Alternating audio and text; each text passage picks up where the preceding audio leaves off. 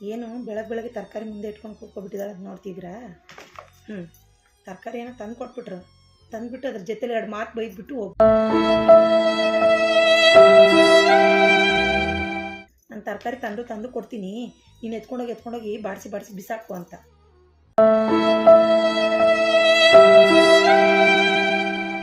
ತಿಂದರೆ ಅಲ್ವಾ ಬಿಸಾಕ್ದೇ ಇರತ್ತೆ. ನಾನು ಎಷ್ಟೊತ್ತ ನಾನು ಒಬ್ಬಳೇ ತಿನ್ನಲಿ, ನೀವೇ ಹೇಳಿ. ತರಕಾರಿ ವಾರಕ್ಕೊಂದ್ಸತಿ ತೊಗೊಂಬಂದು ಕೊಡ್ತಾರೆ. ತರಕಾರಿ ತರ್ತಾರೆ, ಕರೆಕ್ಟ್ ತರದೇ ಇರಲ್ಲ, ಎಲ್ಲ ತರಕಾರಿ ತಂದು ಕೊಡ್ತಾರೆ. ಮಾಡಾಕಿದ್ರೆ ತಿನ್ಬೇಕು ತಾನೇ? ತಿನ್ನಲ್ಲ. ಬದನೆಕಾಯಿ ತಿನ್ನಲ್ಲ, ಸೋರೆಕಾಯಿ ತಿನ್ನಲ್ಲ, ಹಾಗಲಕಾಯಿ ತಿನ್ನಲ್ಲ, ಬೆಂಡೆಕಾಯಿ ತಿನ್ನಲ್ಲ, ಈ ಥರ ಯಾವ ತರಕಾರಿ ತಿನ್ನಲ್ಲ. ಮಾಡಿದ್ದೇನೆ ಏನೋ ಒಂದು ಹೇಳಿ ತಪ್ಪಿಸ್ಕೊತಾರೆ. ಹಾಗಲಕಾಯಿ ಆರೋಗ್ಯಕ್ಕೆ ಒಳ್ಳೆಯದು ಅಂತ ತರ್ತಾರಲ್ವಾ? ತಿನ್ನಬೇಕು ತಾನೇ? ಯಾಕ್ರಿ ಇದು ನೀವು ತಿನ್ನಲ್ವಲ್ಲ, ಯಾಕ್ರಿ ತರಕ್ಕೆ ಹೋದ್ರಿ ಅಂತ ಕೇಳಿದ್ರೆ, ಇದು ಆರೋಗ್ಯಕ್ಕೆ ಒಳ್ಳೆಯದು, ಕರೆಕ್ಟ್, ಆರೋಗ್ಯಕ್ಕೆ ಒಳ್ಳೆಯದು. ಹಾಗಲಕಾಯಿ ಮಾಡಿದ್ದಿನ ನನ್ನ ಮಗಳೇನಂತಳ ಗೊತ್ತಾ?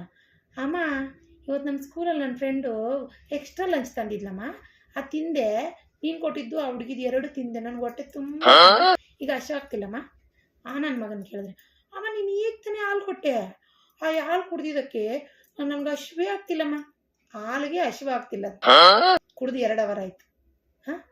ಇವ್ರನ್ನ ಕೇಳಿದ್ರೆ, ನನ್ನ ಫ್ರೆಂಡ್ ಇವತ್ತು ಹೊರಗಡೆ ಕರ್ಕೊಂಡೋಗಿದ್ದ, ಅಲ್ಲೇ ಹೋಟ್ಲಲ್ಲಿ ಕೊಡಿಸ್ಬಿಟ್ಟ, ತಿಂದ್ಬಿಟ್ಟೆ. ಮತ್ತು ಇನ್ನೇನಕ್ಕೆ ತರೋದು ಹೇಳಿ ನೀವು? ಇನ್ನೇನಕ್ಕೆ ತರೋದು? ಎಷ್ಟಂತ ನಾನು ಮಾಡಿ ನಾನು ಇನ್ನು ಬಿಸಾಕಿದ್ರೆ ಹಾಳಾಗುತ್ತೆ ಮಾಡಿ ತಿಂದು ಈ ಬಾಡಿ ಬೆಳೆಸ್ಕೊಂಡಿರೋದು ಅಂದ್ಬಿಟ್ರೆ ಬೇರೇನೂ ಲಾಭ ಇಲ್ಲ. ಇದು ಲಾಭನೂ ಅಲ್ಲ, ಇದು ನಷ್ಟ. ಈಗ ಇದನ್ನ ಹೆಂಗೆ ಇಳಿಸೋದು ನಾನು ಈ ಬಾಡಿನ? ನೀವೇ ಹೇಳಿ.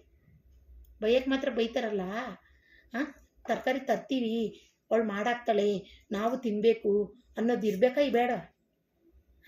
ಮತ್ತು ಅದ್ರಲ್ಲಿ ನನ್ನ ಬೈದ್ಬಿಟ್ಟು ಬೇರೆ ಹೋಗೋದು. ಏನು ಮಾಡೋದು? ಈ ಥರ ಇದೆ ಪರಿಸ್ಥಿತಿ.